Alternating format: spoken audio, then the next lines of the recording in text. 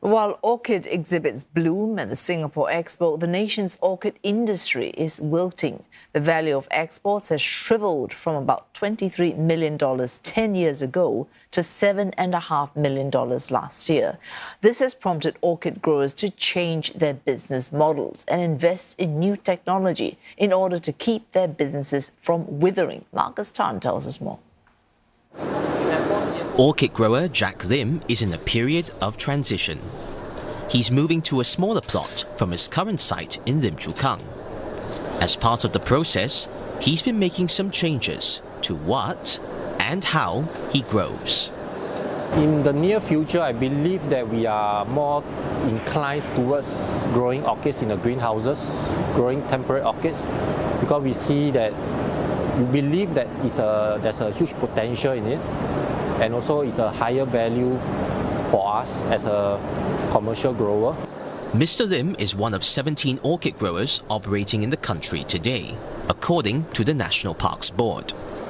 Since they began managing the local orchid industry about 5 years ago, NParks has been stepping up efforts to help orchid growers adapt and thrive, especially in a land-scarce country. This includes refining the system of bidding for agricultural land, advising them on how to specialize, and funding the use of technology. We know that tenures is an area that we have worked with them to refine. We know business continuity is an area that we refine. We know there are issues with innovation. How do you intensify the use of land? How do you adapt to, call it the Singapore constraints? We are quite prepared to help them. In fact, we are prepared to help them. Hey Siri, ping banana on. As part of maximizing its space, orchid grower Woon Ling Nursery upgraded its farming setup with voice-activated lights and a temperature monitoring system for its greenhouses. Director Teo Woon Cheng says innovating was necessary to keep producing at the current level.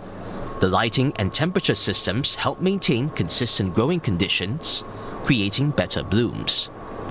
Still, there have been challenges. It's been a very difficult time because our land costs gone up, electrical gone up almost 3 times, labor costs, raw material costs, shipping costs, everything has gone up, but pricing of our orchids did not really go up in a proportionate manner. So we really face a lot of challenges. And apart from that, climate change is also very significant that we have to do something to help us with our production. Mr. Teo adds that short land rental periods can add uncertainty to his plans. That's because some hybrids take years to develop and grow. Fellow orchid grower Zhuo Hongyi says that orchids do not always thrive in smaller spaces. This he found out when experimenting with tropical orchids. We did vertical cultivation, but it doesn't work because when you stack the plants up together, the aesthetics of the plant drops, and also the yield drop because of insufficient lighting.